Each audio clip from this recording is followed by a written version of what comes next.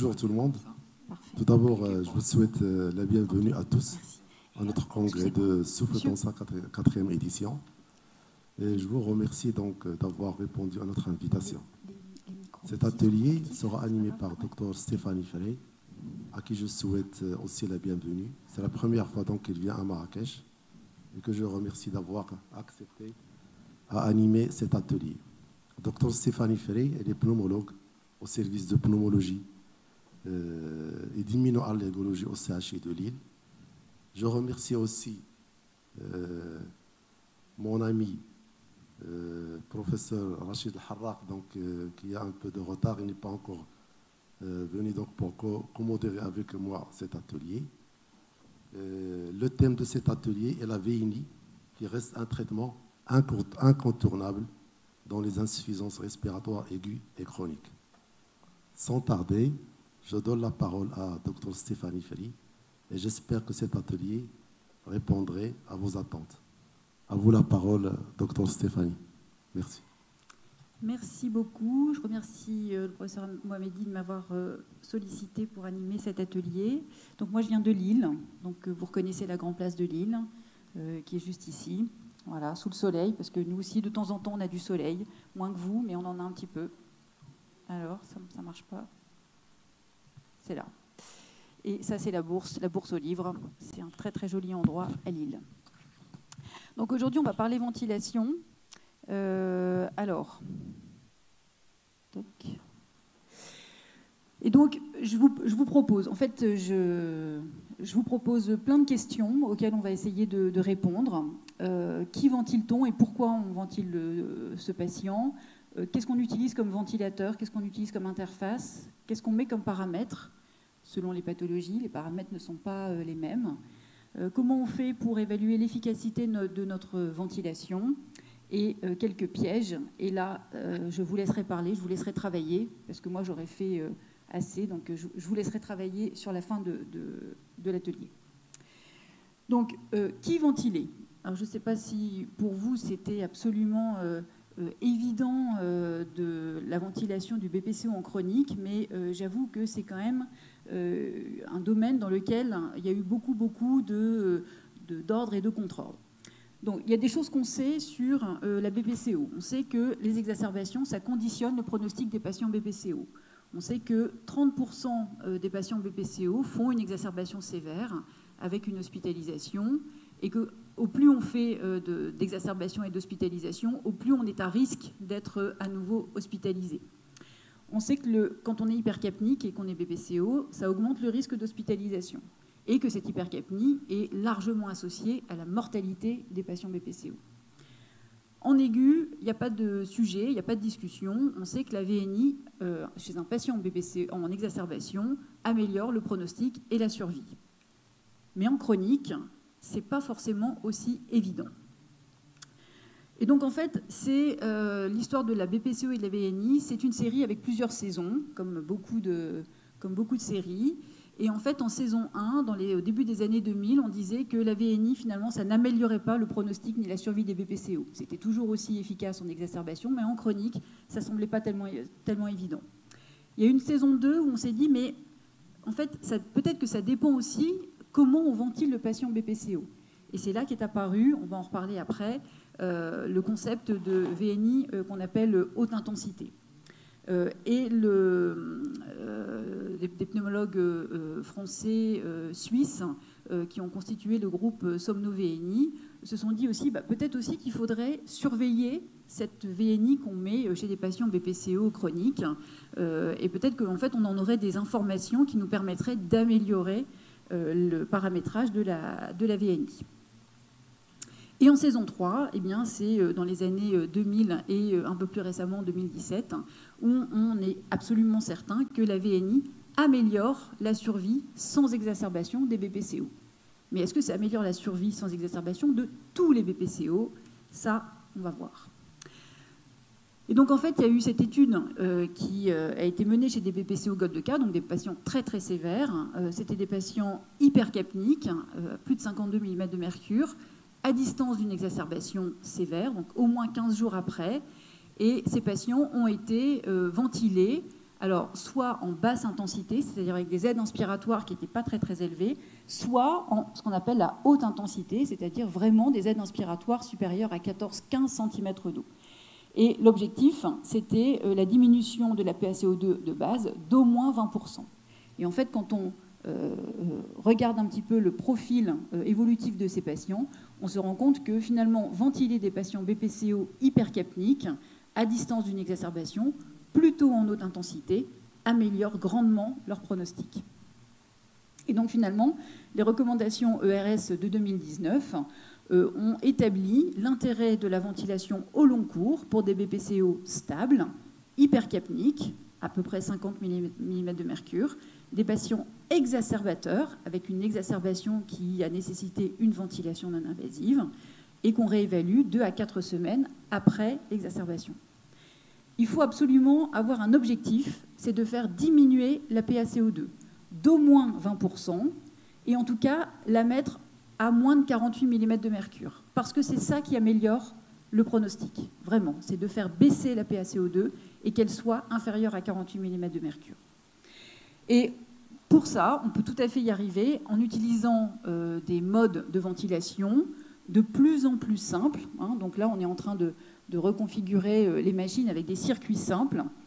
On ventile maintenant les patients essentiellement en mode barométrique, mode de pression, avec des modes pas très compliqués, on pourra en reparler aussi, du mode spontané timé. Et pour un BPCO, on essaye de le ventiler en première intention en haute intensité parce qu'il a été prouvé que c'était la ventilation en haute intensité qui permettait le mieux de faire baisser la PaCO2 et donc d'améliorer le pronostic de ces patients. Donc les bénéfices attendus, ça vous les connaissez, c'est une amélioration fonctionnelle, ça améliore la ventilation minute, ça réduit la distension thoracique, ça diminue le travail des muscles respiratoires, et ça c'est très très important quand on fait de la réadaptation respiratoire. Ça améliore aussi la survie, ça réduit les exacerbations, ça réduit les hospitalisations, et sur les scores de qualité de vie, on voit une nette amélioration de tous les scores qui ont été essayés, le SRI, le SF36. Et ça améliore aussi la tolérance à l'effort. Est-ce qu'on a les mêmes bénéfices pour tous les patients? Il faut aussi tenir compte un petit peu des comorbidités. On peut être BPCO et obèse, et donc peut-être avoir un syndrome d'apnée du sommeil associé. On n'aura pas tout à fait le même pronostic qu'un patient qui a simplement une BPCO. On peut avoir une BPCO et une insuffisance cardiaque. Les facteurs de risque sont quand même assez semblables. Et on peut avoir une BPCO tellement sévère qu'on peut avoir aussi une sorte de myopathie diaphragmatique, une insuffisance musculaire diaphragmatique liée à la sévérité de l'insuffisance respiratoire. Y a-t-il un phénotype répondeur? Parce que si on essaye de ventiler tous les patients qui restent hypercapniques après une exacerbation, peut-être que tous ne vont pas répondre aussi bien à la ventilation. Ça, c'est toujours le même souci de la recherche clinique, c'est qu'on sélectionne beaucoup les patients dans les essais notamment qui ont été positifs, et donc c'est peut-être pas représentatif de l'ensemble de la population. Faut-il avoir des objectifs? Oui, en termes de PaCO2, il faut réduire la PaCO2 au moins inférieure à 48 mm de mercure. Sur les autres paramètres, les notions sont beaucoup moins claires. Concernant les syndromes restrictifs, donc dans les syndromes restrictifs, là j'englobe à la fois les patients syphoscoliotiques, à la fois les séquelles sévères de tuberculose pleurale, les neuromusculaires, les SOH. Et donc on sait qu'il faut ventiler ces malades-là quand il y a des signes cliniques d'hypoventilation alvéolaire avec une PaCO2 diurne supérieure à 45, parce que ça corrige les signes cliniques d'hypoventilation, parce que ça améliore la qualité de vie, parce que ça peut améliorer certains paramètres hémodynamiques, et ça va améliorer aussi l'activité physique des patients. Dans le cas particulier de la sclérose latérale amyotrophique, qui est quand même une maladie neurologique très très particulière, on sait que le fait de ventiler les malades, d'améliorer leur hématose, améliore leur survie. Pour l'instant, c'est le seul traitement qui améliore la survie de la sclérose latérale amyotrophique. Donc voilà le profil à peu près évolutif des maladies neuromusculaires si on se focalise un petit peu sur les maladies neuromusculaires. Donc l'insuffisance respiratoire apparaît plus ou moins rapidement. Dans le cas du Guillain-Barré, c'est une question d'heures ou de semaines. Dans le cas de la SLA, c'est une question de mois, voire une médiane de survie de 3 ans. Et puis après, il y a toutes les maladies génétiques, hein, la myopathie de Duchenne, la myopathie de Becker, ou les séquelles de poliomyélite, qui vont voir une insuffisance respiratoire apparaître petit à petit au fur et à mesure de la vie. Bien sûr, cette insuffisance respiratoire peut être accélérée par des événements intercurrents, notamment des événements infectieux, et ce sont des patients qu'il faut particulièrement surveiller de ce point de vue-là, pour ne pas passer à côté de l'apparition d'insuffisance respiratoire. Dans le cas de la sclérose latérale amyotrophique, comme on sait que ça améliore le pronostic, il y a une indication formelle à initier une ventilation non invasive s'il y a des symptômes cliniques d'hypoventilation, qui ne sont pas très spécifiques, une hypercapnie supérieure à 45 et une altération de la fonction respiratoire, donc une capacité vitale inférieure à 50% ou une altération de la fonction musculaire respiratoire avec une PI max ou un SNP inférieur à 60%. On peut aussi ventiler des malades qui n'ont pas forcément d'altération de la fonction respiratoire à moins de 50%, mais qui ont des anomalies sur l'oxymétrie nocturne, avec une saturation artérielle inférieure à 90% pendant plus de 5% du temps d'enregistrement, sans syndrome d'apnée du sommeil obstructif. En fait, quand on regarde ça, c'est quasiment rien du tout, hein. 5% d'une nuit d'enregistrement à moins de 90%, et ça conditionne le pronostic vital de ces patients. Dans le cadre du syndrome obésité-hypoventilation, donc une hypoventilation alvéolaire chez un patient obèse avec un IMC supérieur à 30, la question là, c'est plutôt comment les ventiler. Donc on améliore bien sûr leur clinique, on améliore leur hématose, on améliore leur qualité de vie. Maintenant, comment faut-il les ventiler? Est-ce qu'il faut plutôt mettre une PPC, plutôt mettre une VNI? Est-ce que ça a un impact sur leur survie, sur l'amélioration des paramètres respiratoires? Eh bien là, les études montrent globalement, vous voyez, des courbes très superposables, que ce soit en termes de pronostic ou que ce soit en termes d'amélioration. Alors, il faut que je vise bien. Là, ça doit être la PaCO2. Vous voyez que la PPC, comme la VNI, fait diminuer nettement la PCO2 chez ces patients-là. De même pour le pH. Attendez, il est où? Le pH, il est là. Hop, ici. Et la PO2 est ici. Donc, que ce soit PPC ou que ce soit VNI, finalement, le syndrome obésité-hypoventilation aura une amélioration des paramètres fonctionnels respiratoires. Sur les paramètres cardiovasculaires, est-ce que la PPC fait moins bien que la VNI ou est-ce qu'elle fait mieux? Eh bien, encore une fois, que ce soit sur la pression artérielle pulmonaire ou bien sur la fraction d'éjection ventriculaire droite, les deux types de ventilation sont totalement superposables. Donc, il faut ventiler, bien sûr, les syndromes obésité-hypoventilation et on peut tout à fait les ventiler avec une PPC. Et donc, ce schéma est proposé, finalement, un syndrome obésité-hypoventilation.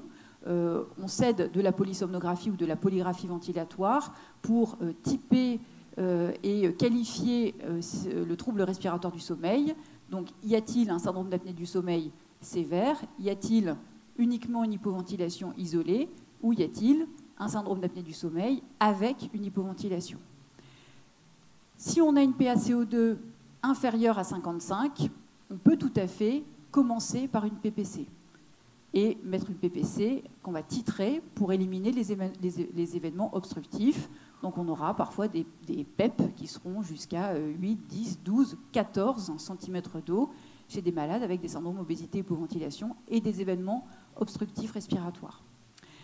Si on a par contre une PaCO2 supérieure à 55 mm de mercure, les études montrent qu'il vaut mieux commencer par une VNI parce que sinon on risque de ne pas suffisamment corriger cette hypercapnie. Et bien sûr, si jamais le patient n'est pas suffisamment corrigé par la PPC, on peut tout à fait recourir dans un second temps à la ventilation non invasive. Bon, on va rentrer un petit peu plus dans le pratique maintenant. Qu'est-ce qu'on utilise comme respirateur et qu'est-ce qu'on utilise comme interface? Alors là, on a la chance d'avoir des respirateurs de la marque Lovenstein. Est-ce que c'est un respirateur que vous utilisez dans votre pratique? Est-ce que vous avez l'habitude d'utiliser d'autres respirateurs? Lovenstein, c'est essentiellement ça que vous utilisez? et ResMed. Et bien voilà, donc ça tombe bien parce que nous aussi, on utilise ces 2 respirateurs-là.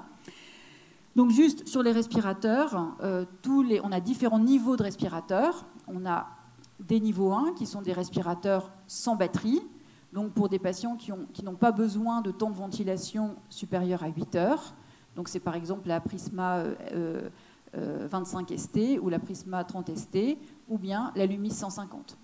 Ensuite, on a des respirateurs niveau 2 qui sont des respirateurs, décidément, je ne suis pas très douée avec ce truc-là, moi, à batterie interne, 3 à 6 heures de batterie. Et donc là, on a chez Lowenstein la Ven 30 ou la Ven 40 ou la Ven 50 ou chez ResMed la Stellar 150. Et enfin, pour les patients qui sont dépendants de la ventilation, qui ont besoin d'une ventilation de plus de 16 heures sur 24, eh bien, on a les respirateurs niveau 3, qu'on appelle des respirateurs support de vie. Donc vous en avez un ici, c'est la Louisa, et on a l'équivalent chez ResMed qui est l'Astral. Donc ça, déjà, c'est important de savoir quel type de respirateur on utilise pour quel patient.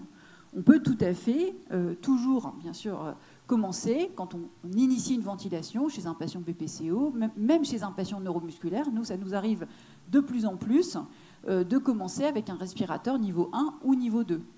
Avant, on ventilait jamais de patients SLA avec un niveau 2, on mettait tout de suite un niveau 3. Et en fait, on se rend compte que quand on essaye de ventiler les patients assez précocement pour améliorer le plus leur qualité de vie et leur survie, eh bien finalement, on peut tout à fait les garder pendant 1 an et demi avec un respirateur niveau 2 et une ventilation uniquement nocturne. Donc ça, c'est un choix possible. En tout cas, ce qui est très très important, et ça c'est un petit peu aussi, je ne sais pas si vous utilisiez les Philips aussi avant ?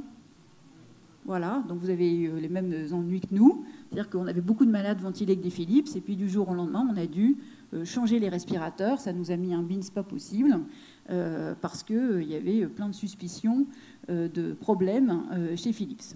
Et donc, nous, on en a tiré un enseignement, c'est que maintenant, on travaille vraiment avec 2 fabricants, 2 modèles de respirateurs. On ne travaille surtout pas en monopole, parce que c'est vrai que moi, j'ai beaucoup travaillé avec le docteur Anne Mallard, qui m'a appris énormément de choses, et elle adorait le respirateur niveau 3 de chez Philips, et donc tous nos malades ventilodépendants étaient quasiment ventilés avec un respirateur Philips. Je peux vous dire qu'en 2021, ça a été vraiment pénible de remplacer tous ces respirateurs. Et autre chose qui me semble vraiment très très importante, c'est de bien connaître l'algorithme. Parce qu'après, on va voir ensemble des petits exemples. Bien connaître les algorithmes des respirateurs, parce que chaque respirateur, chaque fabricant a ses petites habitudes, a sa façon de régler son respirateur. Et puis en fait, nous, ça nous met la confusion. Parce qu'il y a des pentes qu'on va régler en millisecondes chez l'un, qu'on va régler en niveau 1, 2, 3 chez l'autre, etc. Et si on ne connaît pas bien à quoi ça correspond, eh bien, en fait, on ne sait pas finalement bien régler notre respirateur. Autre chose, c'est que le mode de ventilation, ça aussi, c'est quand même quelque chose de vraiment difficile dans cette jungle de modes de ventilation. Chacun a son appellation. Finalement, est-ce qu'on fait du mode S, du mode VP? Qu'est-ce que ça veut dire VPSC par rapport à AIFR? Quelle est la différence entre la ventilation en pression assistée contrôlée ou un mode en aide avec une fréquence de sécurité? Qu'est-ce qu'on règle de différent? Ça aussi, il faut vraiment bien connaître. Et là-dessus, il ne faut jamais espérer une harmonisation. Les fabricants ne vont jamais s'entendre puisque chacun défend son algorithme. Donc ça, il faut vraiment connaître. Mais on pourra en discuter. Et donc, actuellement, la majorité des patients sont ventilés en mode barométrique. On verra les avantages et les inconvénients des deux, parce que c'est beaucoup plus simple et beaucoup plus confortable pour le patient. On essaye des modes simples. Donc, on repère les modes simples sur les respirateurs, un mode S, qu'on dit spontané, ou un mode ST, spontané timé, c'est-à-dire avec une fréquence de sécurité. Et en tout cas, dans les conseil de ventilation du groupe d'assistance ventilatoire de la SPLF, le conseil numéro 6, c'est qu'on ne met pas de mode dit expert en première intention. Donc les modes experts, c'est le mode IVAPS chez ResMed, le mode AutoSet chez Lowenstein, et c'était le mode AVAPS chez Philips. Parce que ce sont des modes où finalement on fait du barométrique, mais en mettant une petite notion de volume ou avec une variation de PEP. Et en fait, on peut vite faire des bêtises ou ne plus s'y retrouver dans les paramètres. Donc on commence, et la majorité des malades sont très très bien ventilés avec des modes assez simples. Vous m'arrêtez hein, si vous avez des questions. C'est un atelier, mais c'est un petit peu impressionnant là, pour le truc. Alors, ventilation barométrique volumétrique, ce qu'il faut retenir, c'est que surtout, en fait, l'avantage du mode barométrique, c'est que c'est déclenché par le patient, ça maintient une activité diaphragmatique. Alors, bon, là, par contre, on ne sait pas exactement ce qu'on fait en termes de volume courant, on n'a pas de ventilation minute garantie, ça dépend un peu de la compliance de la cage thoracique, mais c'est beaucoup plus confortable que le mode volumétrique. C'est votre pratique aussi? Vous ventilez en barométrique? Ouais. Alors, comment repérer le mode de ventilation?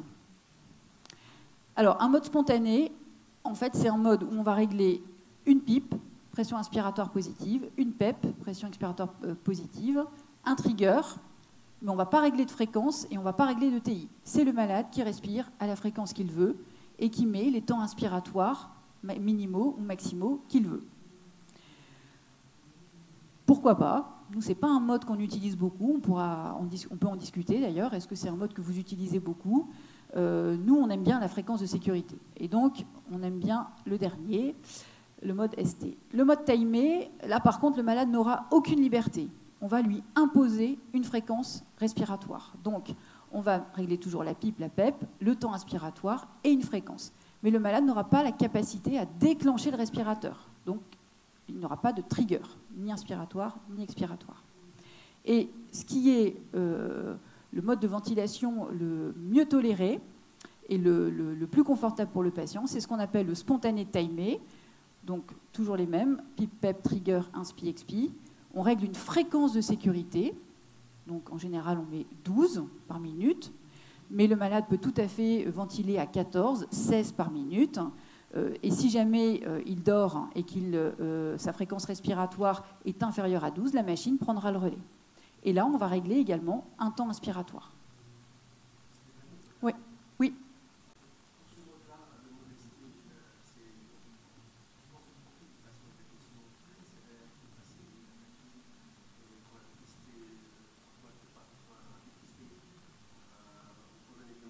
Mmh.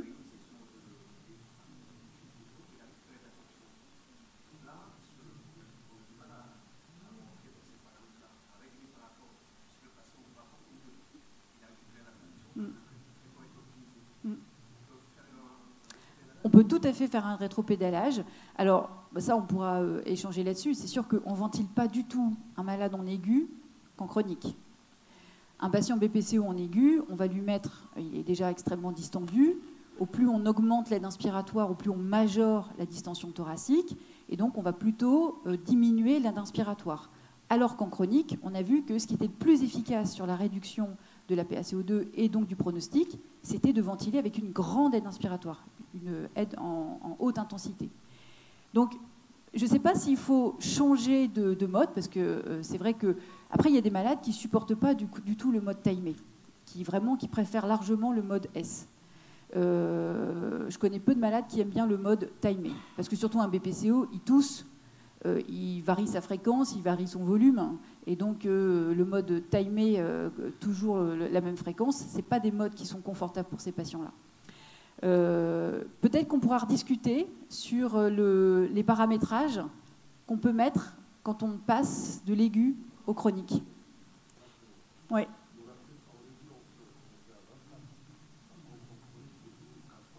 Pour la PEP? Oui. 24? Vous mettez 24 de PEP? En aigu? Oui, bah après, effectivement, si le malade est extrêmement distendu, a une PEP intrinsèque énorme, effectivement, il faut commencer plutôt avec des PEP plus élevés et après réduire. Ouais. Mais ça, c'est vraiment une question de pratique très difficile parce que quand le malade est moins obstructif, moins bronchospastique, effectivement, il faut savoir accompagner le paramétrage, sinon le malade ne va pas supporter la ventilation. Donc juste pour rappeler ce que ça fait en image, quand on met donc un mode ST, on va mettre un trigger inspiratoire. Donc là, le malade va déclencher l'inspiration, il va avoir son cycle. Soit il va cycler tout seul, soit il va se mettre sur le cyclage de régler de la machine. Si par contre, il a une fréquence respiratoire inférieure à la fréquence de sécurité, c'est la machine qui prend le relais.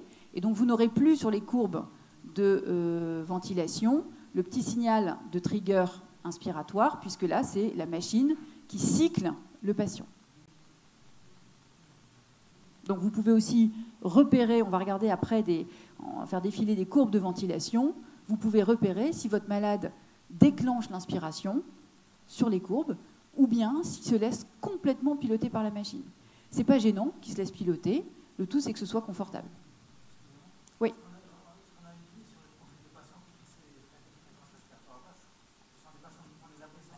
C'est les patients qui font des apnées centrales, exactement. C'est les patients qui peuvent avoir des traitements dépresseurs respiratoires, des morphiniques, par exemple, des produits de substitution des toxicomanies, la méthadone, par exemple. Voilà, c'est les deux grands cas, apnée centrale et les traitements médicamenteux, morphiniques notamment. Hop, et donc ça, c'est bon. Donc, on a vu machine, plutôt niveau 1, niveau 2, en première intention chez un BPCO chronique. On a vu le mode de ventilation. Maintenant, l'interface. Hyper important, puisqu'on a des masques à fuite et des masques sans fuite. Et là, les fabricants nous ont un petit peu aidés. C'est qu'on a un repère de couleur, d'accord ? Les masques à fuite intentionnelle. Donc, quand on dit à fuite, c'est à fuite intentionnelle. Le coude est transparent. Alors que sur les masques sans fuite, le coude est bleu. Donc, ils ne sont pas accordés sur les modes, sur les noms des paramètres, la façon de régler, mais on a au moins ça qui est commun. Donc ça, c'est très important parce que la question qui se pose, puisque maintenant on va voir qu'on ventile essentiellement en circuit monobranche, donc ce qu'on appelle un circuit simple, donc le malade inspire et expire par le même circuit. Donc il faut bien un endroit par où le gaz carbonique va s'échapper, et donc c'est par cette fuite intentionnelle. D'accord ? Donc ça, c'est vraiment... Les internes, nous, on les matraque avec ça. Hein, au début, c'est vraiment attention, qu'est-ce que tu mets comme masque parce que sinon, le patient fait du rebreathing. Donc ça, c'est très, très important. Et donc, ce qu'on appelle masque à fuite, c'est fuite intentionnelle. Une fois qu'on règle le masque, on va s'informer, bien sûr, sur la perméabilité nasale. On préfère toujours un masque nasal en première intention parce qu'il y a des études qui ont montré que, en fait, quand on met un masque bucco-nasal, on appuie sur la mandibule, donc on crée éventuellement un recul mandibulaire, on va risquer de faire des obstructions de voie aérienne supérieure, et en tout cas, c'est un malade pour lequel on va devoir augmenter la PEP ou l'aide inspiratoire. Donc, si possible, si le patient n'a pas une grosse polypose nasale ou une déviation de cloison nasale ou une rhinite allergique éventuellement extrêmement active, on préfère un masque nasal, à condition que le malade respire par le nez. Et on prend le temps, bien sûr, de faire des essais. On vérifie qu'il n'y a pas de fuite, bien sûr, éventuellement des fuites par ouverture de bouche, pas de douleur. Un masque ne doit jamais faire mal, parce que sinon le patient ne va pas le mettre. Et bien sûr, le patient doit apprendre à mettre et retirer son masque. Donc on a différents types de masques, hein, ça vous connaissez. On a maintenant une gamme qui est quand même très importante. Donc ici, on n'a que des bucco-nasaux. Mais on a des masques narinaires qui se mettent juste sous le nez pour les gens qui ne supportent pas, sont un peu claustrophobes. On a des masques uniquement nasaux avec appui frontal, comme ici, même si celui-ci, on l'a plus trop, ou sans appui frontal, un petit peu moins stable, mais très confortable. On a des masques bucco-nasaux, donc c'est ceux que vous voyez ici, donc pareil, appui frontal ou pas d'appui frontal. En tout cas, on a quand même une gamme. Et on a aussi des bucco-narinaires. Ah, c'est bizarre ça. Où est-ce qu'elle est, celle-là ? C'est la même chose. En fait, narinaire, c'est parce que... en fait, sous-narinaire, c'est vraiment posé sous les narines. Narinaire, il peut y avoir comme des petites tétines qui se mettent à l'intérieur des fosses nasales. C'est la même chose. Narinaire et sous-narinaire, c'est la même chose. C'est un petit peu plus stable Quand il y a, oui, l'appui, c'est un petit peu plus stable. Après, c'est irritant aussi. Il y a des gens qui ne supportent pas du tout, ça leur fait des croûtes, des boutons, etc. Et donc, c'est vrai que juste le masque qui est posé sous le nez, ça, c'est hyper confortable. Après, il ne faut pas que le malade bouge trop, parce que sinon, ça fuit. Donc, le bon masque, il doit être... Pardon. Bucco-narinaire aussi. Uniquement buccal, bah, ça, c'est pas possible parce que sinon, il y aura forcément une fuite par le nez. Donc, le circuit ne sera pas étanche. Puisqu'en fait, pour l'inspiration, il faut que les voies respiratoires soient étanches. Donc, effectivement, on met sur un masque nasal, si on ferme bien la bouche. Si le malade ouvre la bouche, on verra que ça pose des problèmes. Mais par contre, on ne peut pas mettre un masque uniquement buccal. Donc, le bon masque doit être efficace, c'est-à-dire qu'il ne doit pas y avoir de fuite. Donc c'est un masque qu'on teste en situation réelle. Et il doit être confortable, pas de blessure sur le nez, pas d'irritation cutanée et le minimum de marque possible au réveil. C'est plus quelque chose qui gêne les dames que les messieurs, quoique. Mais bon, c'est vrai que quand on a les traces du masque toute la journée, c'est pas forcément très très agréable. Et donc c'est ce qui permettra aux patients d'avoir une bonne tolérance du système et donc probablement une bonne observance. Quelques petits conseils, je ne sais pas si vous avez des patients qui sont hyper soigneux et qui entretiennent très bien leur matériel. Ce n'est pas trop mon cas à moi. Et donc moi, j'explique toujours bien aux patients que pour avoir une bonne étanchéité du masque, il faut bien l'entretenir. Et donc le sébum qu'on sécrète tous les jours, eh bien, ça fait glisser le masque. Et donc il faut nettoyer le masque tous les matins avec de l'eau tiède, du savon, pas quelque chose de compliqué, tous les jours. Moi, je leur dis, c'est comme les dents, vous les brossez tous les jours, bah, vous nettoyez le masque tous les jours. Là, ils me regardent avec des grands yeux. Bah, si, c'est tous les jours. Alors, ça, éviter la barbe trop importante. Ça, c'est un sujet avec les messieurs. Parce qu'effectivement, ils ne veulent pas trop changer leur look, etc. Et nous, on préfère effectivement les hommes bien rasés. Mais c'est uniquement pour des questions d'étanchéité de masque. Pardon ? Ah, ouais, ça c'est sûr que c'est plus facile pour ça. Par contre, les femmes, elles mettent des crèmes sur le visage. Bon, bah ça, il ne faut pas mettre de crème avant de mettre son masque. Sinon, ça glisse. Exactement. Et on évite les pansements. Si on a une blessure sur le nez à cause du masque, on ne met pas un gros pansement, parce que ça va aggraver la fuite et ça ne fera pas cicatriser. Il faut, dans ce cas-là, voir pour un autre type de masque. Mais en tout cas, on limite. Les masques sont vraiment très très bien conçus maintenant pour limiter les fuites au maximum. Donc il ne faut pas rajouter des choses qui risquent de provoquer des fuites.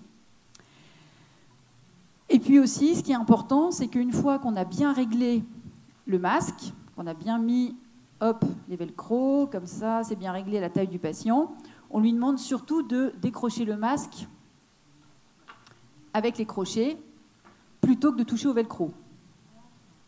Bah oui, parce que sinon, tous les soirs, pour les gens qui ont du mal à régler et qui ne savent pas très bien faire tout seuls, ou qui ont du mal à sentir, si tous les soirs, ils décrochent les velcro, bah, et puis surtout, tous les jours, ils doivent refaire le test d'étanchéité. Alors que s'ils utilisent uniquement les crochets, bah, c'est beaucoup mieux.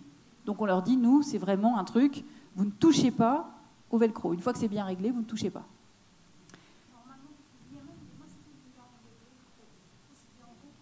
Oui. Oui, donc là, on a des velcro ici. Il y a des masques qui ont très très peu de velcro, juste au niveau ici des joues. Donc ça, c'est le masque qu'il faut essayer, qu'il faut chercher avec le malade au moment où on va faire l'initiation de la ventilation. Mais vraiment, ça, c'est la recommandation. Et puis le harnais, il se détend au bout de 6 mois. Donc déjà, il ne faut pas le mettre en machine, notamment toutes les semaines. Enfin, là, je parle sous le contrôle du technicien. Mais c'est vraiment du matériel qui est assez fragile, ça se détend. Et donc quand ça se détend, ça fuit. Donc il faut aussi prévenir les gens. Si au bout de 6 mois, il y a des fuites, eh bien, vous resserrez un petit peu les velcro de façon symétrique. Oui, amaigrissement. Donc, alors, s'il y a amaigrissement, il faudra probablement surtout changer la taille du masque. Si on était sur un L, il va falloir passer sur un M. Mais ça, c'est à voir avec le patient. Il faut vraiment qu'il maigrisse beaucoup. Oui.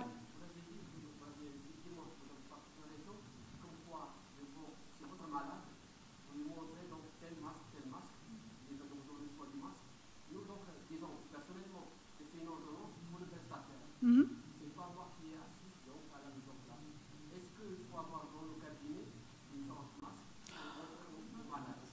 Bah, après, ça dépend de vos pratiques. Alors moi, je fais ça aussi parce que je travaille dans un centre universitaire où on forme les internes, où on forme les étudiants en infirmières, etc. Et donc, du coup, c'est vrai qu'on montre beaucoup. Mais je fais aussi parfaitement confiance aux prestataires. Et ça m'arrive notamment... Alors, la ventilation, on ne fait pas à domicile, on ne met pas de mise en route à domicile, mais sur la PPC, on fait de la mise en route à domicile. C'est le prestataire qui choisit le masque, qui lui semble le plus adapté avec le patient.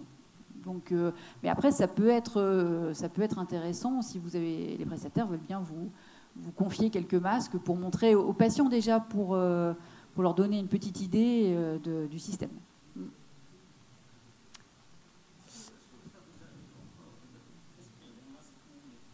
Non.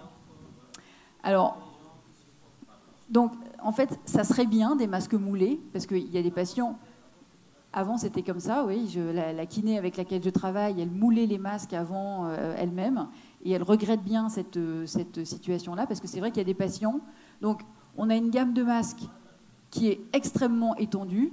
Mais il y a quand même des patients pour lesquels on a du mal à trouver il y a des gens, je ne sais pas si on peut dire difformes, mais en tout cas, ils ont une anatomie qui n'est pas facile pour trouver un masque étanche. Et donc, on ne fait plus de masques moulés. Et c'est vrai qu'il y a des patients pour lesquels... Très honnêtement, on est un petit peu en impasse.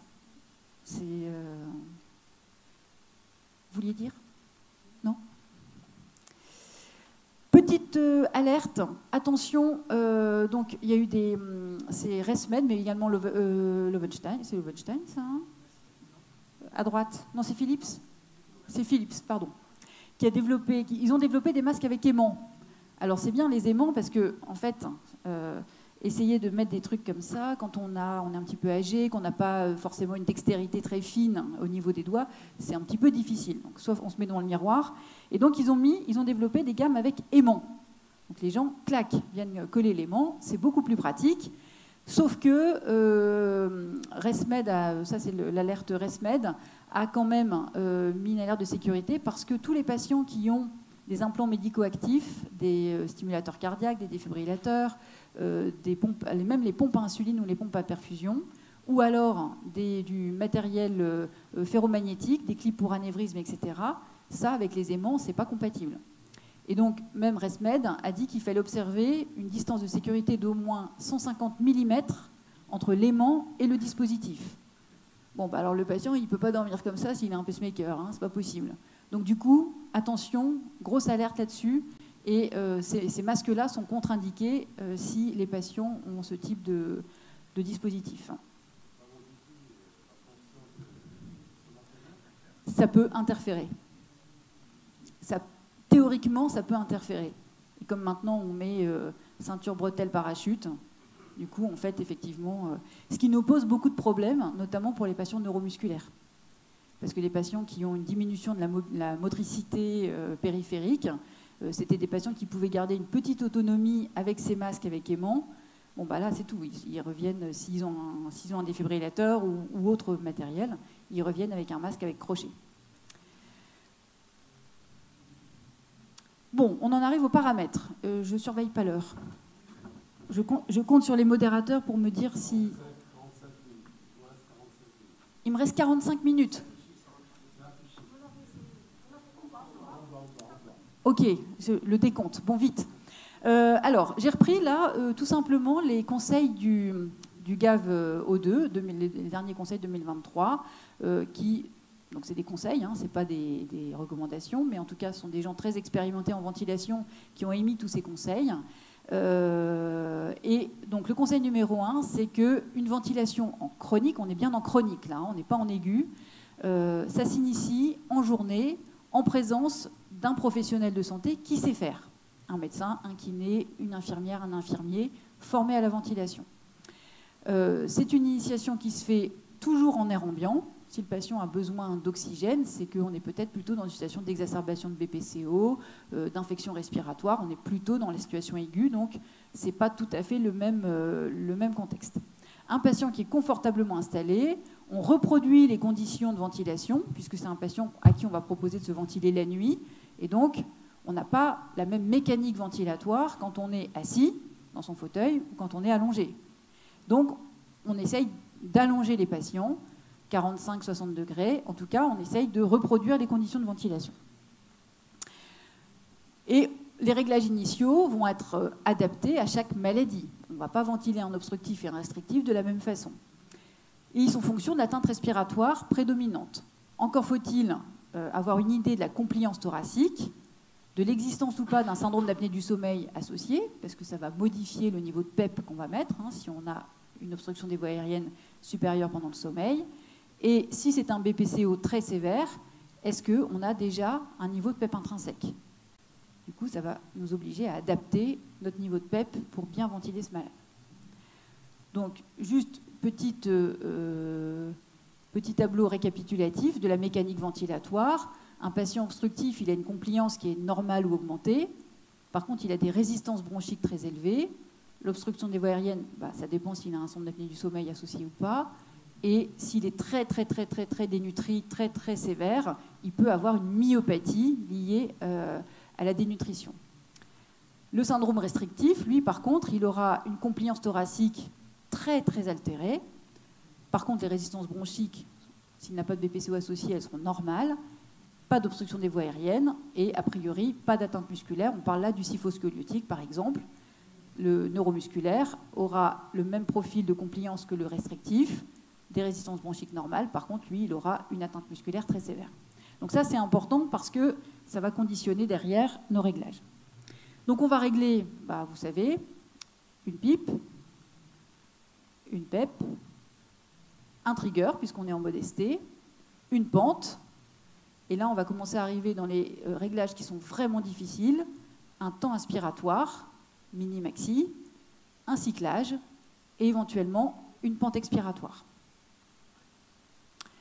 Donc le conseil numéro 4, et ça c'est quelque chose encore aussi que nous on donne beaucoup aux internes, c'est une espèce de checklist. Donc il y a 3 questions cliniques qui vont vraiment nous permettre d'affiner nos réglages. C'est est-ce que vous avez trop d'air ou pas assez d'air? Et donc là on va plutôt jouer sur l'aide inspiratoire. Deuxième question, est-ce que le ventilateur vous suit? On va plutôt s'attarder là sur les triggers inspiratoires et le cyclage, qu'on peut appeler aussi le trigger expiratoire. Et enfin, la 3e question, est-ce que l'air arrive assez vite? Et donc là, on va régler la pente. Alors, peut-être que là, je vais passer un peu vite, parce qu'après, j'ai plein de courbes à vous montrer, et après, c'est à vous à travailler. Donc peut-être que, ou alors vous voulez qu'on détaille tout ça, ou peut-être qu'on s'attarde sur les triggers, etc. Plutôt pratique. Alors on y va. Donc, régler le trigger, ça on peut en reparler après. Toc. Le cyclage. Ah oui, ça je voulais quand même revenir avec vous. De l'importance de connaître les algorithmes des machines. Chaque machine a, par exemple, son mode, son langage pour donner le réglage du trigger. Par exemple, ici, les machines ResMed, donc ça c'est ce qu'on a sur les Stellar 150, quand on veut régler un trigger inspiratoire, c'est-à-dire la facilité ou pas à déclencher l'inspiration, eh bien, la Stellar 150 a un trigger très sensible pour un débit de 2,4 litres minute. C'est spécifique à la Stellar. On ne va pas forcément retrouver ça chez l'Ovenstein. Donc c'est important parce que vous ne pouvez pas transposer les réglages d'un algorithme à un autre. Donc ça, c'est pour le trigger. C'est aussi vrai pour le trigger expiratoire, ce qu'on appelle le cyclage, ce qui va permettre le déclenchement de l'expiration. Donc on sait que quand on met un cyclage sensible, on va avoir des cycles très courts. Donc c'est ici. Quand on met un cyclage long, on va avoir des cycles plus longs. Mais qu'est-ce que ça veut dire, cyclage court et cyclage long, en fonction des fabricants? Eh bien, chez ResMed, un cyclage très sensible, c'est 50% du débit expiratoire max. Du débit de pointe max, pardon. 50%. Un cyclage moyen, c'est à peu près 25% du débit max. Et ça, c'est ce qu'on utilise par défaut. En général, on commence toujours avec des triggers XP moyens. Quand on est chez Lowenstein, c'est encore un peu plus subtil, c'est que ça dépend même du niveau de respirateur. Pour un niveau 1, le Prisma ST, un cyclage sensible, c'est-à-dire précoce, c'est 70% du débit de pointe. Vous voyez que ce n'est pas du tout la même chose, 50%, 70%. Donc, si vous changez de respirateur, ou bien pour deux malades avec les mêmes caractéristiques fonctionnelles, la même corpulence, etc., si vous mettez deux machines différentes, vous n'aurez pas forcément les mêmes réglages. Et puis, sur le niveau 2, la Prismavent qu'on a ici, alors là, c'est encore mieux, c'est qu'on règle en pourcentage. Donc là, ce n'est pas précoce, moyen, etc. On règle en pourcentage. Donc, encore faut-il, du coup, avoir un petit peu une idée de ce que c'est 80% du débit de pointe. Ça veut dire qu'on a un cyclage précoce. La pente, toc, toc. Voilà, pareil aussi, la pente inspiratoire chez ResMed, de façon très très curieuse. Donc, on a une pente minimale, moyenne, douce, très douce. En fait, la pente inspiratoire, elle va de 100 millisecondes chez ResMed jusqu'à 900. Essayez de mettre une pente inspiratoire à un patient à 900 millisecondes. Il arrivera jamais, il va arrêter de respirer avant. Parce qu'en fait, il n'atteindra jamais son aide inspiratoire, il va cycler avant. Donc, je ne comprends pas ce message. C'est pour ça que j'ai mis un gros sens interdit. En règle générale, il n'est pas recommandé d'aller au-delà de 400 millisecondes de pente inspiratoire. Et ça, c'est vraiment pour les malades neuromusculaires qui ont ou syphoscoliotiques, qui ont vraiment une compliance thoracique très très réduite et qui ont besoin d'une montée en pression très très lente. Encore une fois, chez Lowenstein, ce n'est pas tout à fait pareil. L'intérêt chez Lowenstein, c'est qu'on a des images. Donc ça nous aide. Parce que quand vous faites varier la pente, eh bien, vous la voyez varier en live, et donc du coup, vous savez si elle est plus douce ou plus raide. Mais par exemple, sur le niveau 1, la 30 ST, on va régler en niveau 0, 1, 2, 3. Sur le niveau 2, en fait, on va régler en centimètres d'eau par seconde. Donc 1, 2, 3, 4, ça veut dire, ça correspond à des centimètres d'eau par seconde. Alors que là, c'est des pourcentages du temps inspiratoire. Franchement, ils ne nous ont pas simplifié la vie. Hein. Heureusement qu'il y a les graphiques. Alors, toc, le TI, voilà. Et donc, on en arrive à ce tableau qui est une proposition et donc qui résume un petit peu, finalement, les réglages optimaux à obtenir pour les différentes catégories de malades. Donc, pour tous, on va commencer avec une aide inspiratoire minimale de 6 cm d'eau, par exemple. On peut commencer à 8, hein, ça c'est une proposition. Et on va titrer jusqu'à ce que le malade ressente, on voit le thorax se soulever et le malade ressent l'assistance respiratoire. La cible, pour un patient BPCO, si on est sur de la haute intensité, 16, 20, voire 24 cm d'eau. Par contre, pour un patient restrictif, on sera maximum 14-20 cm d'eau. Pour un neuromusculaire, on n'a pas besoin de mettre beaucoup d'aide. C'est des malades qui se laissent se ventiler très très facilement. Ce qui est plus difficile chez eux, c'est le temps inspiratoire et le cyclage. La PEP, pour tous, on commence avec une PEP à 4.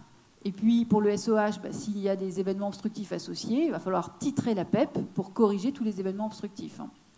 Pour le BPCO, on peut en reparler juste après avec les courbes. Voilà. Et puis, ce que j'aime bien, moi, dans ce tableau, c'est l'image ici du cyclage qui nous aide quand même à voir que pour un patient BPCO obstructif, il faut un cyclage précoce, donc un temps inspiratoire très court, pour faciliter l'expiration et permettre une expiration très lente, et donc avoir un rapport I sur E à plutôt 1 sur 3 que 1 sur 2. Et pour les autres, des cyclages plutôt moyens. Conseil numéro 5, l'adaptation des réglages est à la fois continue et lentement progressive. On titre petit à petit. Il ne faut pas essayer de tout changer en même temps. On va commencer par l'aide inspiratoire, par la PEP, et puis ensuite on va affiner les réglages avec les temps inspiratoires, la pente, les cyclages. Et donc en fait, on va d'abord, les premières heures, être sur de la tolérance et de l'amélioration éventuelle de symptômes. Ensuite, sur les jours qui suivent, on va s'attaquer aux fuites éventuelles, aux événements obstructifs éventuels, pour titrer la PEP. Et puis, sur du suivi à long terme, eh bien, on va s'aider de l'oxymétrie, de la gazométrie artérielle, de la capnographie pour vérifier l'efficacité de notre ventilation. Alors, on y arrive. Oui. Alors, en fait, c'est pas qu'on attend autant. Évidemment, le patient, il sort. Excusez, hop, c'est là. Il sort de l'hôpital au bout de 24-48 heures. Nous, on fait des initiations sur 24-48 heures. On est là, effectivement. Il a eu sa gazo, oui, bien sûr. Mais l'efficacité sur du long terme, parce que on règle des paramètres à un instant T, et puis après, le malade, il vit sa vie. Non, alors, merci de le souligner. Effectivement, c'est juste pour dire que, c'est juste qu'au tout départ, en fait, il ne faut pas forcément se focaliser sur la gazométrie. On va prendre le truc à l'inverse. C'est-à-dire qu'un patient BPCO, le but, c'est de faire baisser sa PaCO2, pas forcément de la normaliser ici. En fait, pas forcément de la normaliser ici. Ce sera peut-être un objectif sur du plus long terme. Voilà. Effectivement, il faut nuancer. Donc, l'efficacité, eh bien, l'efficacité, elle est obtenue quand on a un équilibre optimal entre l'efficacité clinique, le patient est soulagé, et quand il tolère. Du coup, il observe. Donc, du coup, il est encore mieux soulagé. Ça paraît évident comme ça, mais on peut s'aider de différents paramètres, pas seulement des gaz du sang, parce que parfois, on n'arrive pas à normaliser, surtout chez les BPCO, ou chez les patients neuromusculaires, ou les restrictifs, les fibroses pulmonaires par exemple, on n'arrive pas toujours à corriger l'hypoventilation alvéolaire. Et donc là, on va plutôt être sur de l'efficacité clinique, de l'amélioration de symptômes, de la tolérance, sans chercher forcément à normaliser la gazométrie. Parce que sinon, on va mettre des aides inspiratoires excessivement élevées et le malade ne va pas du tout tolérer. Oui. Non. En fait, le BPCO très sévère, on va le voir quasiment aussi souvent que le patient SLA, c'est-à-dire tous les 3 mois à peu près.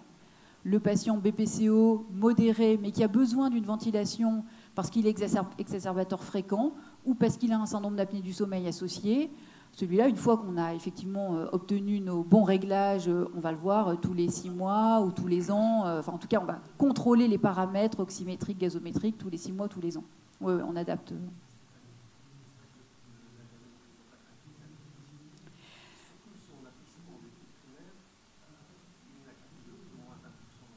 Exactement. Chez le BPCO, c'est vraiment ça qu'il faut avoir en tête, c'est qu'on n'arrive pas toujours à normaliser. Alors, ça doit être un objectif. Il faut essayer de faire baisser au maximum, mais c'est toujours un compromis entre la tolérance, parce qu'il y a des patients qui ne supportent pas non plus la haute intensité. Ça leur fait de la distension dynamique terrible, et donc en fait, c'est pire que mieux. Ils sont encore plus hypercapniques. Donc, on est toujours vraiment sur la recherche de l'équilibre.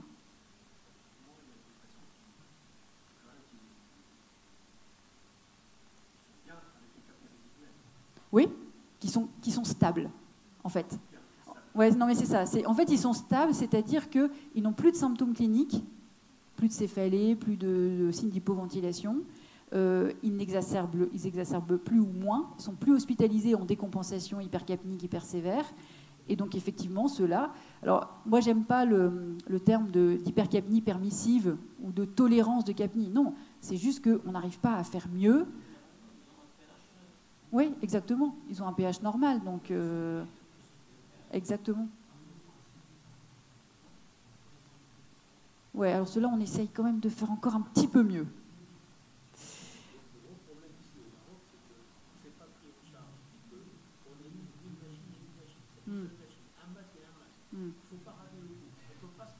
Oui.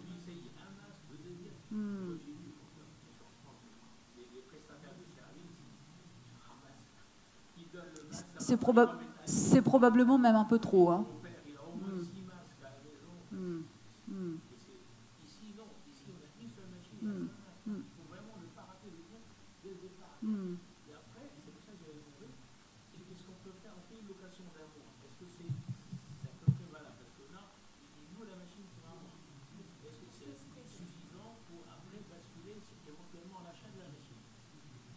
Moi, je pense qu'un mois, c'est suffisant. Oui, si le patient ne fait pas d'événements aigus entre deux, etc., oui, tout à fait. Oui, tout à fait. De toute façon, c'est dans les premières semaines hein, qu'on va régler un maximum de paramètres, un maximum de problèmes techniques, les fuites, le masque qui fait mal, les ouvertures de bouche, etc. Donc, oui, je pense qu'un mois, c'est tout à fait une période correcte pour adapter les ventilations. Ah bah ça c'est sûr. Non mais nous on est dans le...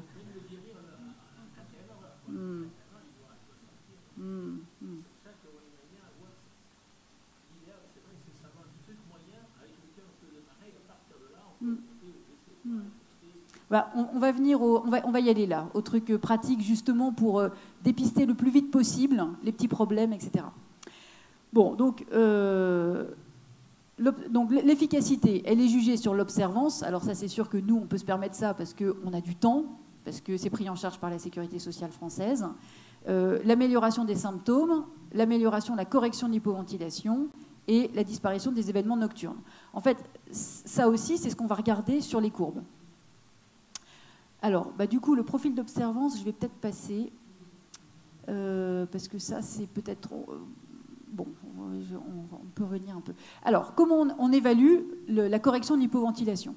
Donc, l'examen le simple, c'est l'oxymétrie nocturne. Bon, après, l'oxymétrie nocturne, ça ne répond pas à toutes les questions.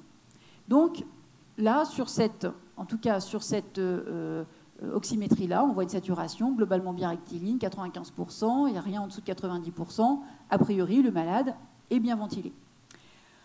On associe à ça la lecture des données machines. Donc, dans les conseils, toujours de suivi de ventilation, il est conseillé de regarder, donc là, c'est l'image qu'on a, si on sort la carte machine, l'image qu'on a, donc ça c'est une machine ResMed, je vous montrerai des Loewenstein, sur la nuit de ventilation. Donc ici, vous avez les fuites, ici, vous avez les pressions, et ici, vous avez le débit. Ce qui est important de regarder là sur cette nuit de ventilation, c'est que le malade, il est en dessous de la barre fatidique pour ResMed des 24 litres minutes de fuite, donc il n'y a pas de fuite.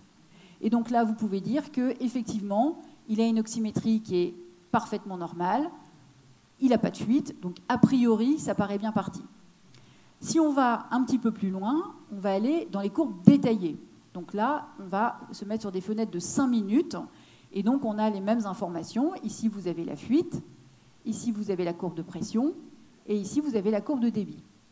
Et donc, globalement, vous voyez que le malade, là, n'a pas de fuite, et c'était comme ça toute la nuit. Il est à peu près régulier en termes de fréquence respiratoire. De temps en temps, voilà, il est en mode ST, hein, donc de temps en temps, il déclenche plusieurs cycles à la suite.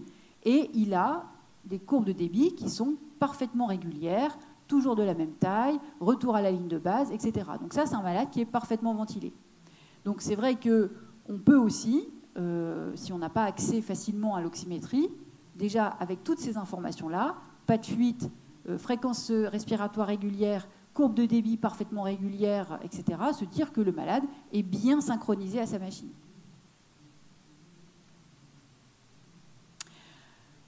Ici, qu'est-ce que vous en pensez ?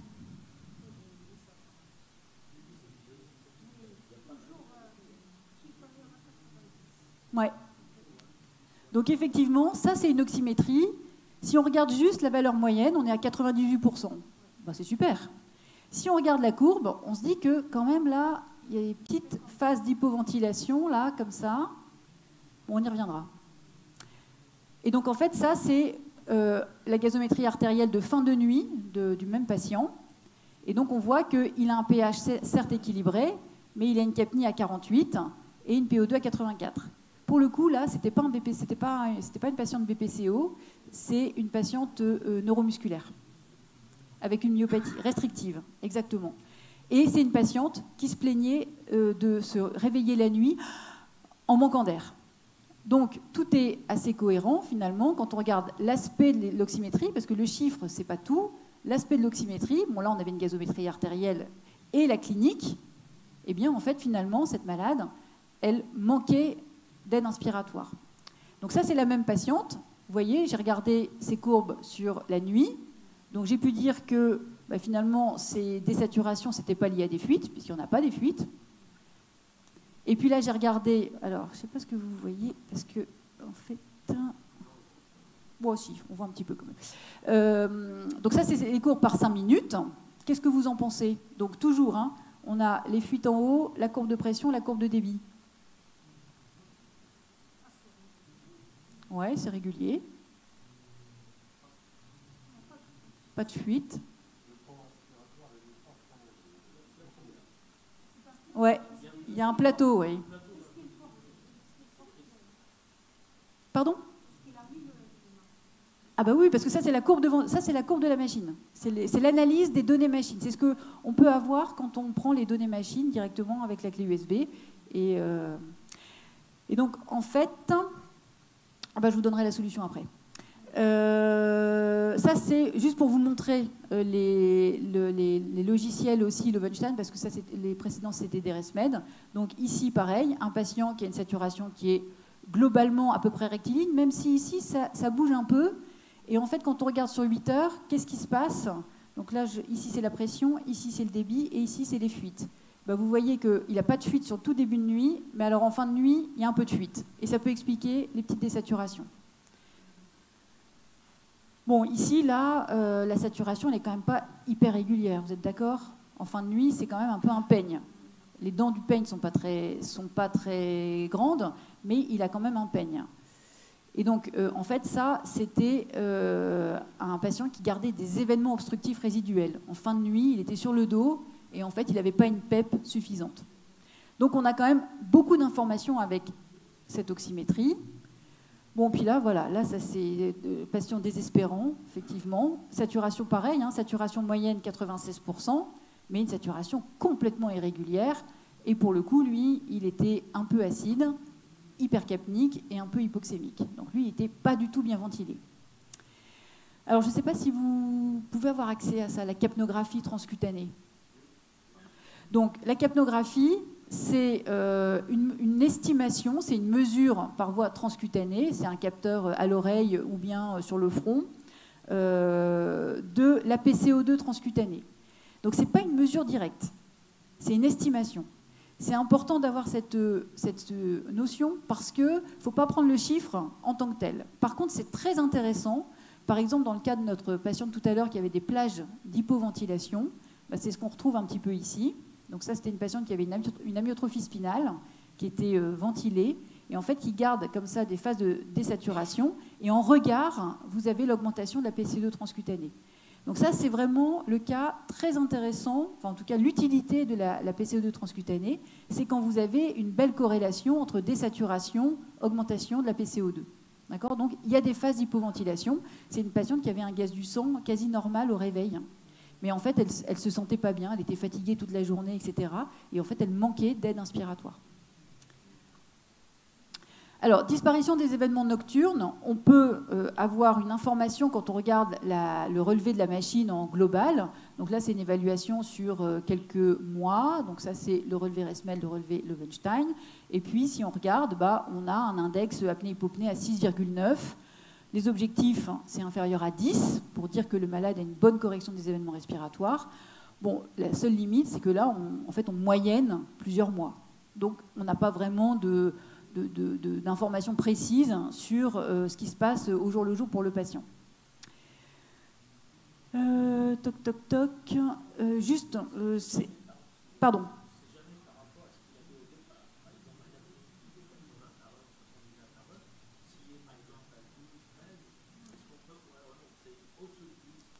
Je ne peux pas vous répondre tout de suite, je vous réponds après. Mais en fait, globalement, l'information, c'est une bonne ventilation, c'est inférieur à 10.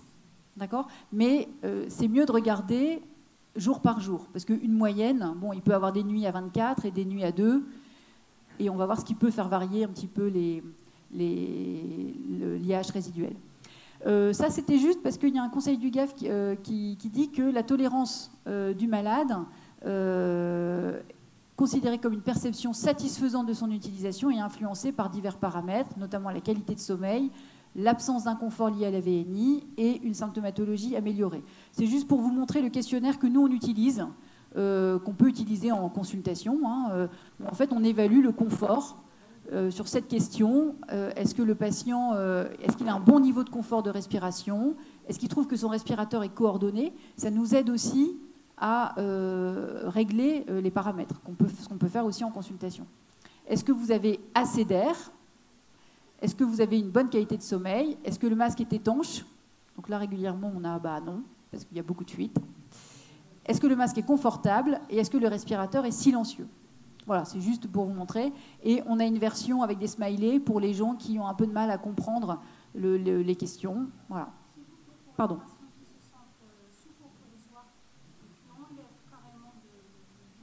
Mm. Est-ce que c'est un défaut expiratoire, l'aide expiratoire qui est insuffisante, ou plutôt l'aide inspiratoire, ou plutôt cas par cas? Plutôt cas par cas. Parce que ça peut être en fait un patient qui a une pente trop raide, ça peut être un patient qui effectivement a besoin pendant le sommeil d'une aide inspiratoire, je ne sais pas, à 14, mais au moment de l'endormissement, 14 c'est un peu trop. Ou alors c'est qu'il a un cyclage qui est trop long. Lui, il aimerait bien cycler plus tôt, mais la machine lui fait cycler. Donc c'est un problème de cyclage. En fait, ça peut être un peu tout. On a constaté ça lors du Covid. Le soir, les patients, ils ont tendance à enlever leur... Ouais. Et après, oui, alors le Covid, ça a modifié le comportement ventilatoire aussi, hein, beaucoup. Effectivement, quand on a une hyperventilation, le fait de mettre le masque, ça peut être un petit peu stressant, etc. Et donc les patients se mettent à hyperventiler. S'ils sont en mode ST, ils vont triguer. Et donc, ils vont empiler les cycles respiratoires. Moi, je dis toujours aux patients, la machine, elle vous suit. Si vous vous mettez à respirer comme un fou, elle va vous envoyer de l'air à chaque fois, mais vous n'aurez pas le temps de vider. Donc ça, après, c'est pas facile. Oui, pardon.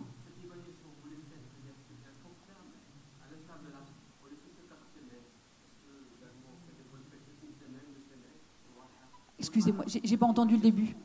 Oui. Oui.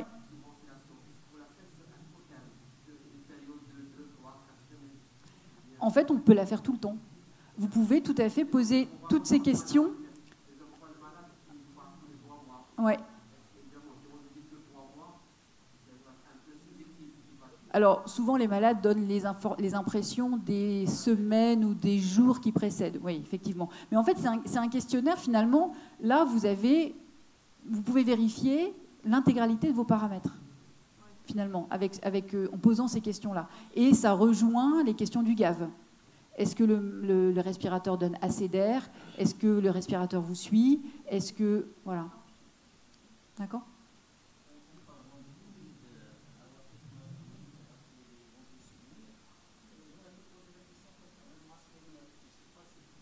Le masque Helmet? Ah, Total.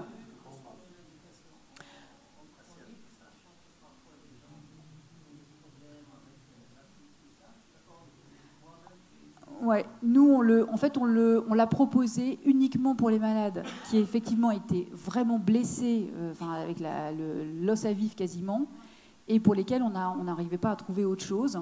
Donc, mais le temps de cicatriser. Le temps de cicatriser.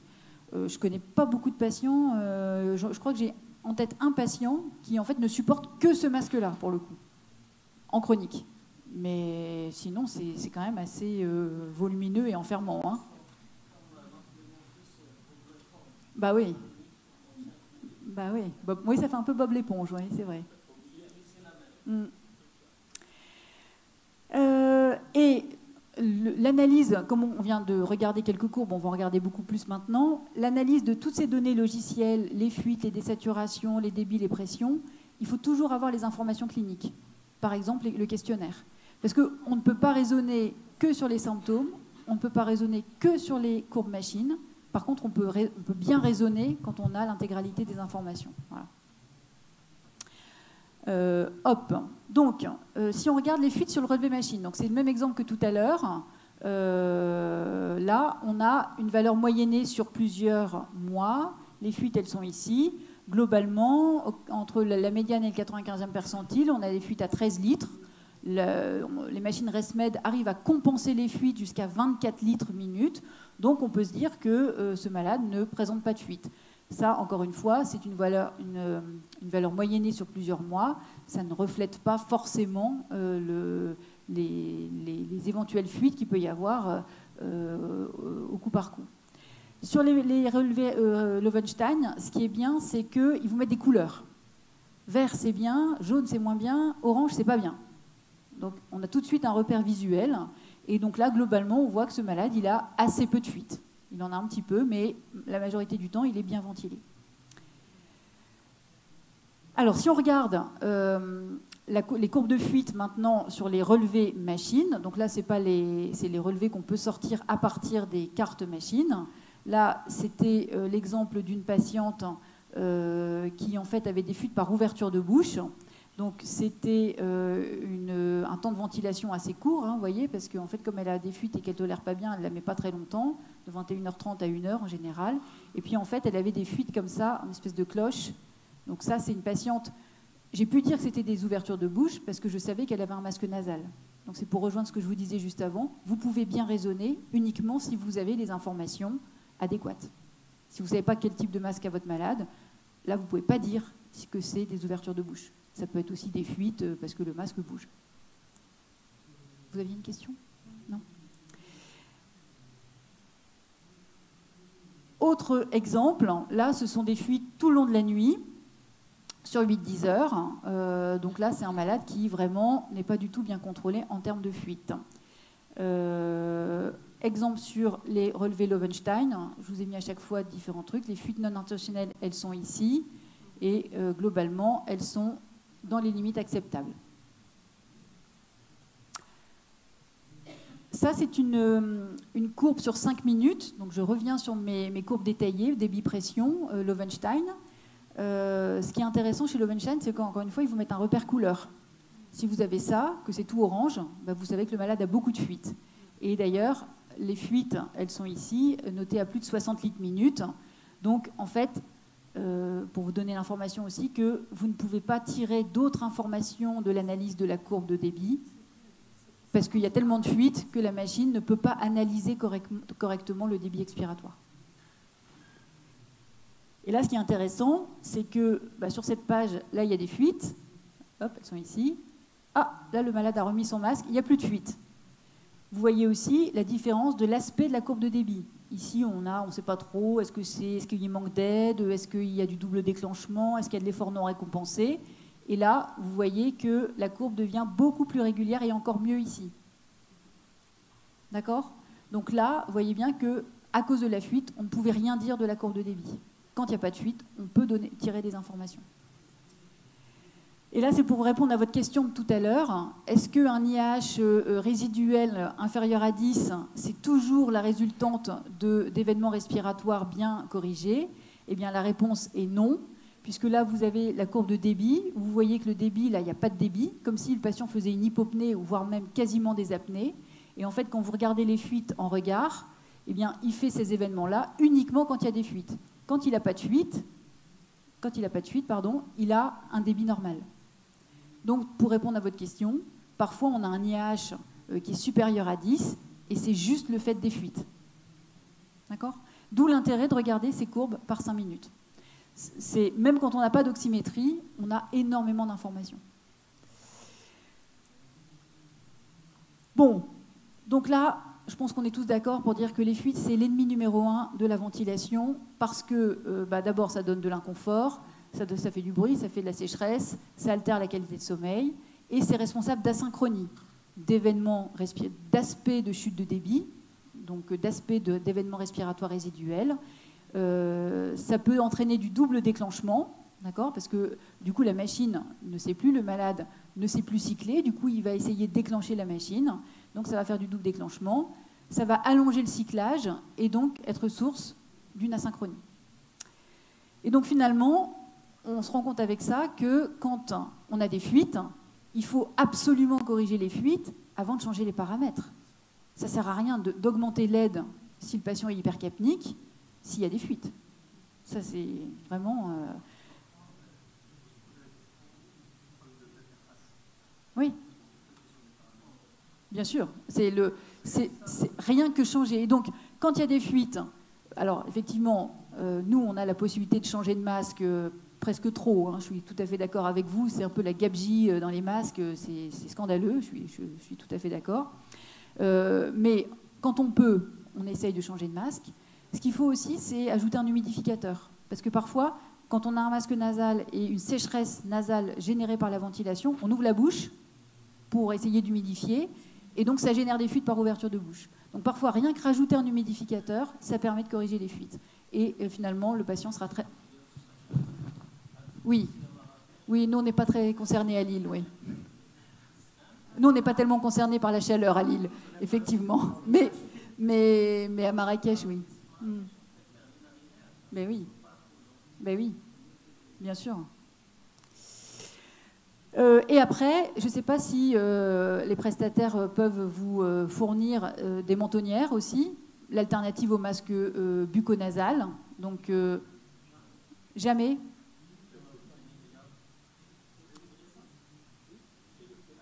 Et je n'ai pas le modèle Löwenstein, mais Löwenstein en a une très bien aussi. Vous pouvez lui demander.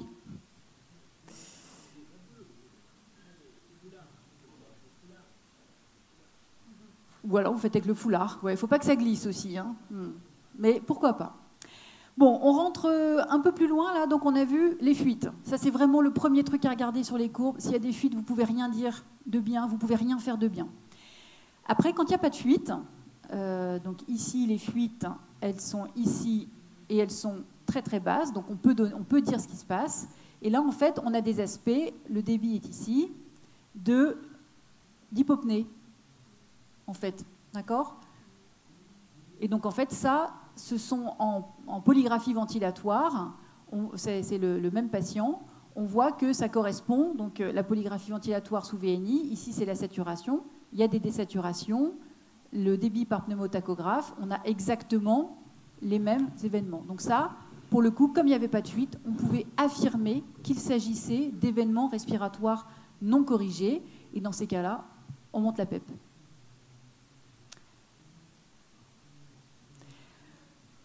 Autre asynchronisme, donc là c'est sur une polygraphie ventilatoire encore, mais on avait exactement le même aspect sur la courbe de débit-pression. Donc ici vous avez la saturation qui ne bouge pas tellement, mais vous voyez la courbe de débit, le malade en fait, il déclenche plusieurs fois, il fait un double cycle.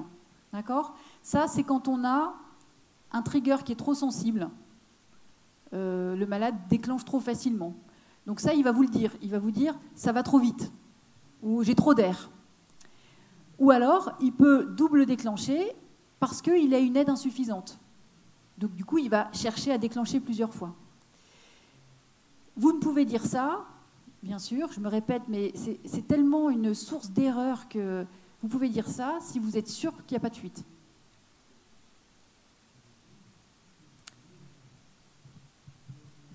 Autre aspect que vous pouvez voir sur les courbes, donc là, j'ai encore pris la courbe de polygraphie, mais on voit exactement la même chose sur les courbes débit-pression. C'est ce qu'on appelle les efforts non récompensés. Donc vous voyez, le malade, il fait un cycle, et puis derrière, il fait un petit zigouigoui, là, il essaye, mais il n'y a pas d'air qui arrive. Donc là, c'est vraiment un cycle sur deux, c'est ce qu'on appelle les efforts non récompensés.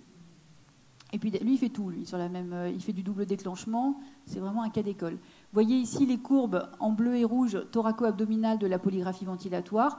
Le malade est complètement asynchrone, elles sont complètement décalées, d'accord ? Donc il n'a vraiment pas une ventilation efficace. Alors on peut avoir de l'effort non récompensé si le trigger est trop dur pour le coup, à l'inverse, d'accord ? Donc dans ces cas-là, il faut mettre un trigger plus sensible. Ou alors, c'est qu'on a un cyclage trop précoce. Le patient, en fait, il n'a pas eu le temps de finir d'inspirer, oups, la machine a déclenché l'expiration, et donc du coup, lui, il va chercher à réinspirer, parce qu'il n'a pas eu assez d'air. Ou alors, ça c'est le problème des BPCO sévères, c'est un problème d'autopep. Donc on a cet aspect-là, d'effort non récompensé, chez un patient BPCO très distendu, qui a une PEP intrinsèque, et pour lequel vous avez mis une PEP sur la machine, donc une PEP extrinsèque, qui n'est pas suffisamment élevée, qui n'arrive pas à compenser la PEP intrinsèque du malade. Et donc, du coup, il va se retrouver comme ça, en effort non récompensé. Et enfin, tout à l'heure, on a vu un aspect de, vous m'avez dit, il y a un aspect de plateau sur la courbe de débit. Donc, vous avez ici, sur le relevé Löwenstein, la courbe de débit, au-dessus la courbe de pression. Et effectivement, là, vous avez un plateau et vous avez même comme un petit M. Donc ça, c'est ce qu'on appelle l'appel d'air intracycle. Ça, c'est vraiment typiquement l'aide inspiratoire insuffisante. C'est des malades qui cherchent l'air. Et c'est en fait l'aspect typique qu'on avait chez la patiente chez qui je vous ai montré des phases d'hypoventilation. La patiente disait qu'elle se réveillait en manquant d'air. Et en fait, c'est ça qu'on avait sur ces courbes de débit. On avait vraiment cet aspect en M comme ça. Alors, ça donne un aspect de limitation de débit. Mais la limitation de débit, c'est vraiment un plateau. Que là, vous avez le petit zigouigoui, le petit M qui remonte là. On verra. Ça, c'est oui, parce que ça, c'est la courbe de machine. Ça, vous voyez, c'est pas la polygraphie. Hein. Ça, c'est une courbe de machine. D'accord ?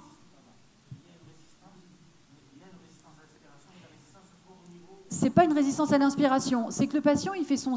Vous voyez la deuxième flèche ici. Le patient, il commence son cycle. Et puis, en fait, quand il est en fin d'inspiration, comme il n'a pas eu assez d'aide inspiratoire, il va aller chercher de l'air. Voilà. Et donc, ça donne vraiment cet aspect en M ici. Okay. Je vous rappelle, Madame Stéphanie, vous avez moins de... J'ai 2 minutes. Ok, merci. On voit très bien ici sur la polygraphie ventilatoire l'aspect en M. Mais vous pouvez avoir exactement les mêmes aspects sur une belle courbe de débit quand il n'y a pas de fuite. Alors, je continue. Juste sur l'autopep. Effort non récompensé, aspect d'autopep. Donc, je vous ai montré tout à l'heure, d'accord, le petit zigouigoui. Là, le patient essaye de déclencher, mais il n'y a pas de cycle respiratoire, il n'y a pas de débit qui arrive. Il ne revient pas forcément à sa ligne de base. Et donc ça, c'est typiquement l'autopep du patient que vous reconnaissez ici, très distendu. On peut avoir une idée que le patient a une PEP intrinsèque si déjà spontanément, avant de mettre le masque, il met en jeu ses muscles respiratoires accessoires. Et effectivement, qu'il expire à lèvres pincées. Et donc là, vous savez que ce n'est même pas la peine de commencer à une PEP à 4. Il vaut mieux commencer à 5 et peut-être même aller jusqu'à 6 parce qu'il va falloir compenser cette PEP intrinsèque. En tout cas, si vous avez une PEP à 5 et vous avez les aspects d'efforts non récompensés, montez la PEP d'1 point. Après, il ne faut pas monter non plus trop haut parce que sinon, vous allez majorer la distension dynamique. Donc, ce n'est pas toujours facile en fait de savoir ce qu'il faut faire. En général, on propose de commencer d'augmenter la PEP d'1 à 2 points. Et on reste plutôt aux alentours de 6 cm d'eau chez un BPCO sévère. Si c'est aussi parce qu'il a une aide inspiratoire trop importante, il faut secondairement peut-être essayer de baisser un peu la pipe. On revient à la problématique du BPCO qui ne supporte pas forcément la ventilation en haute intensité. Encore une fois, on est sur un équilibre. Alors... Bon, bah à vous. Allez, vous avez 30 secondes. On ne peut pas faire un tout petit peu plus? Je parle trop. Qu'est-ce que vous pensez de cette courbe de ventilation? Parfait. C'est régulier? Ben voilà. C'est parfait, en fait. Synchronisation parfaite. Bon, ça c'est la même. Ça c'est quoi? Des fuites. Voilà, donc on ne peut rien dire. D'accord? On pourrait dire, ah, il y a du double déclenchement, peut-être, il y a du M, là c'est du M. Non, en fait, c'est des fuites. D'accord? Et donc, quand on regarde avec, j'ai rajouté là, la courbe de fuite en dessous, bah, ça dépasse même le graphique, vous voyez? Tellement il y avait des fuites. Ça ici, qu'est-ce que c'est? Je sais pas, à quoi ça vous fait penser, ça? C'est une courbe sur 10 minutes, là, ça c'est un peu dur. Allez, je vous aide, c'est là qu'il faut regarder. Qu'est-ce que vous voyez là? Oui, pardon? C'est un aspect en M en fait, d'accord? Oui, il faudrait que j'augmente, ouais, effectivement. Sur un grand écran, ça rend moins bien. Bon, un autre. Ça ici. Alors, je vous dis, hein, pression, débit, fuite. Ouais, il y a des fuites. Et regardez, là, en fait, vous avez encore une fois votre courbe de débit qui est ininterprétable parce qu'il y a des fuites. Il n'y a plus de fuites. Et là, le patient récupère une courbe de débit parfaite. Il y a à nouveau des fuites sur la fin de la page. Et à nouveau, on a un aspect comme s'il manquait d'air, etc. Bon, j'avais un cas clinique, mais je n'aurai pas le temps de le faire. Est-ce que vous avez des questions? Vous voulez qu'on fasse le cas clinique? Bon, alors on y va.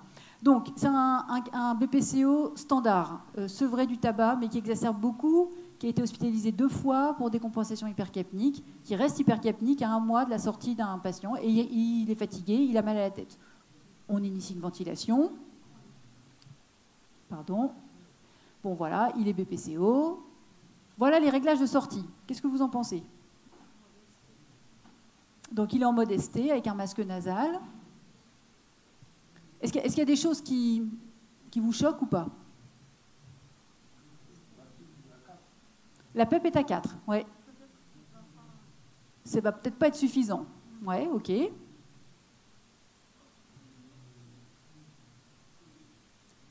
Il n'a pas beaucoup d'aide.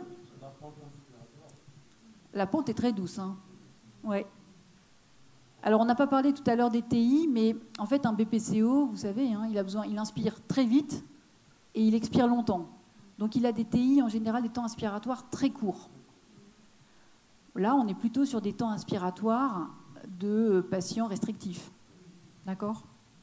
Et le cyclage, en fait, j'ai mis que des mauvais réglages. Le cyclage, il est moyen. Un BPCO sévère, il a besoin d'un cyclage précoce. D'accord? Pour expirer longtemps. Bon, donc en fait, ça ne va pas du tout, là, ces réglages. Donc finalement, il est sorti avec ça et il a été très bien ventilé. Donc pour le coup, là, la PEP était restée à 4, finalement. On a mis une pente inspiratoire raide, on a mis des TI plus courts et un cyclage haut. Bon. Pardon? Parce qu'il était bien ventilé. Quand il est sorti de l'hôpital, il était bien ventilé, il était confortable, il tolérait bien. L'oxymétrie, le gaz du sang était bon. Bon, par contre, il revient quelques mois après avec cette saturation. C'est pas terrible, hein? Bon, en fait, déjà, vous regardez la courbe de fuite. Voilà, il y a beaucoup trop de fuite, donc probablement que soit c'est le masque, soit ça glisse, soit il y a une trop grosse barbe, soit il lave pas son masque. Bon, voilà, il y a plein de causes possibles, mais en tout cas, il y a des fuites. Et puis en fait, vous voyez, quand vous regardez sur quelques semaines, vous voyez que c'est quand même un problème quasi quotidien, les fuites. Donc en fait, ce malade, il est très mal ventilé au quotidien, parce qu'on a tout le temps des fuites. Bon, les fuites sont corrigées, mais le patient ne supporte pas la VNI. Est-ce qu'il y a quelque chose qui vous interpelle là sur cette courbe? Donc, pardon, en haut la pression, en bas le débit.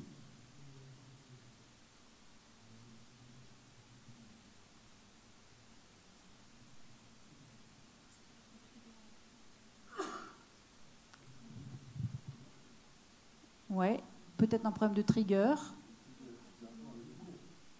Ouais, l'expiration est courte. Peut-être un petit aspect en M ici. Alors en fait, c'était surtout qu'il avait, effectivement, c'est des efforts non récompensés. En fait, il avait ces petits aspects de « j'essaye de déclencher, mais l'air ne vient pas ». D'accord? Et en fait, c'est parce que c'était un patient qui aggravait sa distension thoracique. Donc effectivement, il est sorti avec une PEP à 4. Au début, ça se passait bien. Et puis en fait, c'est un malade qui s'est aggravé avec une... Bon là, c'est un peu caricatural, mais c'était pour... il avait nettement aggravé son obstruction bronchique. Et finalement, il avait une PEP intrinsèque qui s'était installée. Et la PEP de la machine ne compensait pas suffisamment. Et pour terminer, c'était sur l'observance de la VNI. Quand on observe sur une année ou sur plusieurs années, il faut aussi être attentif, alors ça c'est pour les patients BPCO, mais aussi pour les neuromusculaires, à l'augmentation du temps de ventilation. Vous voyez, là ce malade, il se ventilait 6-8 heures par nuit, et puis après il a commencé à se ventiler un peu en journée, et puis après 2 fois par matin et après-midi, plus toute la nuit. Et en fait, ça c'était un malade qui était en train de s'aggraver, c'était un BPCO qui évoluait vers l'insuffisance respiratoire chronique terminale. Et là j'ai terminé. Merci Madame Stéphanie pour votre exposé qui est très clair, tour d'horizon sur la VNI. Et je remercie le comité d'organisation pour nous avoir donné l'occasion de revoir ce sujet qui est très intéressant. Et les questions sont à la salle s'ils ont des questions, des remarques. Et on peut remercier la salle aussi d'avoir participé. Oui, effectivement. Parce que dans les ateliers, c'est toujours mieux. S'il n'y a pas de questions, je pense que je vous invite pour la pause café. Ils nous Ok. appellent.